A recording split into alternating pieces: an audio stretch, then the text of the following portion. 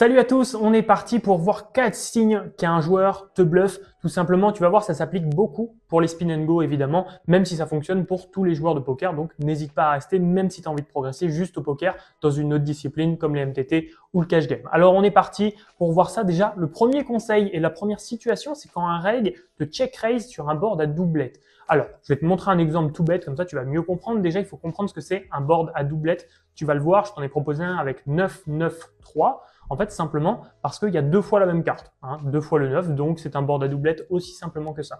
Donc on voit l'exemple, par exemple, tu as 5-5 au bouton, ton adversaire décide de te call en big blind. Un play assez classique, t'open 2x et t'es call tout simplement. On arrive au flop 9-3-3, comme je t'ai dit, board à doublette, tu décides de c-bet, un truc assez classique aussi, évidemment, parce que tu vas value sur des 3, sur des auteurs As, sur des auteurs Roi, sur peut-être quelques, j'en sais rien, valet 10 qui veut call, des mains comme ça, avec des backdoors. Bon, peu importe, en tout cas, tu veux faire le tri dans sa range, c-bet aussi pour prendre de la value, évidemment. Et là, il décide de trace. Et ben là, c'est un call ultra facile pour toi parce que déjà, tu peux le savoir, un reg et même un joueur récréatif vont raise, on va dire, un 9 s'ils l'ont 5% du temps. Quasiment jamais. Et jamais personne ne fait ça, alors qu'évidemment, ils devraient le faire, mais ils le font quasiment jamais. Donc, quand tu vois ça, soit tu peux te dire il a un 3, soit il a un pur bluff. Parce que, à part un 3, on voit pas trop ce qu'il peut raise, vu qu'il raise pas ses 9, on le sait. Il n'y a pas grand chose. Soit c'est un bluff, soit un 3. Donc, dans tous les cas, tu es sûr d'être largement devant. Donc, soit tu peux réfléchir à shove si tu penses qu'il a souvent un 3 et qu'il va le faire qu'avec As-3, Roi-3, des mains comme ça, parce qu'il va partir à tapis contre toi. Et donc, du coup, avec 5-5 contre Roi-3 et contre As-4, et contre As-3, pardon, tu es super bien, évidemment. Donc, tu peux réfléchir à shove, mais en tout cas, ne fold jamais ces spots-là parce que tu es ultra bien dans ces spots-là. Il y a énormément de bluffs parce qu'évidemment, tu vas énormément c-bet, donc tu vas faire face à beaucoup de check raise de la part d'un joueur régulier qui a conscience que tu c-bet un peu trop tout simplement. Ensuite, deuxième conseil, c'est la mise ultra rapide. Tu vas le voir, les joueurs qui misent le plus rapidement sont souvent ceux qui vont bluff le plus dans certains spots. Et tu vas voir, c'est possible que ça t'arrive aussi inconsciemment de ton côté. Ce genre de spot arrive. Donc, tu vas voir, ce conseil n'est pas exclusif au spin. Vraiment, il fonctionne aussi bien en MTT ou en cash game ou même en live. Tout simplement parce que vraiment, c'est quelque chose qui arrive quasiment tout le temps et c'est quelque chose d'assez récurrent. Donc, par exemple, tu vas réfléchir à un spot où tu as les nuts et tu vas voir que dans ces spots-là, souvent tu as tendance à réfléchir river. Tu te dis, bon, est-ce que je vais check pour check raise? Est-ce que je vais bet? Est-ce que je vais bet cher? Est-ce que je vais bet petit? Tu vas te poser des questions. Que quand tu as un bluff, souvent, tu as envie de faire peur à ton adversaire et de miser vite pour vraiment mettre un gros parpaing. Et ça, c'est ce que les joueurs créatifs font aussi et ce que même j'ai eu tendance à faire par moment parce que juste en voulant aller vite, je me dis, allez, je vais mettre un troisième barrel, je le mets vite. Et souvent, ça, c'est un symbole de quelqu'un qui a un bluff, tout simplement. Donc, comme ça, tu pourras le prendre en compte. Si tu vois quelqu'un donc bet très rapidement ou qui met un troisième barrel ultra rapidement, mais quand je te dis rapidement, c'est à une seconde, tu vois. Simplement, s'il y a de grandes chances que ça soit un bluff. Alors, évidemment, on se base pas que là-dessus pour prendre sa décision, mais c'est un sacré indice pour pouvoir t'aider, évidemment. Ensuite, on va avoir le joueur qui donc bet plus de 30% du temps. C'est vraiment assez commun en basse limite. On va dire dans les limites 1 euro, 2 euros, 5 euros, 10 euros, puis même en 20 euros, mais que les joueurs récréatifs évidemment.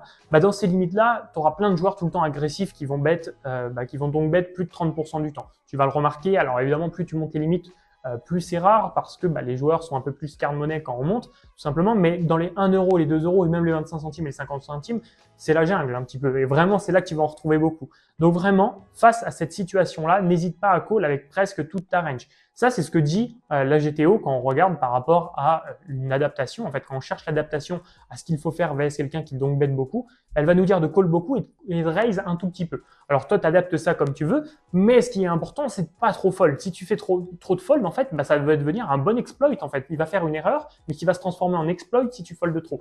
Tu as un avantage de range, donc tu dois call pour pouvoir conserver ton avantage de range, parce que si tu fold, le coup est fini. Évidemment, donc c'est super important de beaucoup call. Et puis, tu avises à la turn. Évidemment, si ton adversaire fait ça que 10% du temps et il fait des bêtes pot, dans ce cas-là, il bluffe pas. En fait, ça, faut vraiment en avoir conscience. C'est vraiment quelqu'un qui va donc bet presque systématiquement et en plus de ça, qui va faire tout le temps une blinde. Ces joueurs-là, faut les punir, faut les raise et il faut call beaucoup pour pas les laisser justement remporter par exemple 4 à 5 blindes alors qu'il a bet seulement une blinde. Ça serait vraiment une grave erreur si tu fold beaucoup trop souvent. Et évidemment, si tu touches, laisse les spew parce que c'est une bonne opportunité pour toi de les laisser faire n'importe quoi parce qu'ils vont s'engager dans des bluffs qu'ils ne vont pas maîtriser, évidemment, parce que ça ne fera aucun sens. Ensuite, quatrième conseil, Un récréatif qui vient de perdre un gros pot. Ça, tu vas voir, c'est assez systématique. Par exemple, ton adversaire, tu remarques, c'est pour ça qu'il faut être attentif, qu'il vient de perdre 10, 15 blindes river, ou par exemple, qu'il a fait un bluff qui s'est fait catch, ou par exemple, qu'il a perdu un 80-20. Tu vois, toutes les petites situations qui, toi, peuvent te tilter. Tu te dis, ok, ça pourrait me tilter. Bon, bah, dès que tu vois que quelqu'un vit une situation comme ça, et que juste la main d'après, par exemple, voilà, comme je t'ai mis, il fait tapis au flop 10 blindes dans 2, il y a de grandes chances que ça soit un spew. Attention, il va peut-être pas spew 7 et 2 sur As, Roi, Dame, évidemment.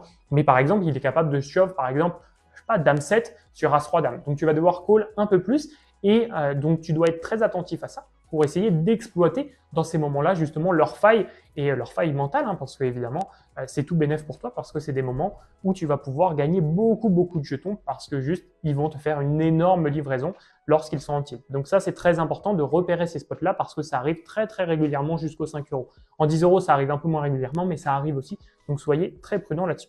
Pour ceux qui veulent aller plus loin, maintenant, je peux juste vous proposer de cliquer dans la description ou d'aller voir le lien qui s'affiche sur votre écran, spinpro.fr/formation. C'est une formation 100% gratuite, même une masterclass si vous voulez de 1h15. Donc vraiment, vous avez du contenu, vous avez plus de 15 conseils dedans, des bonus exclusifs comme je vous l'ai dit.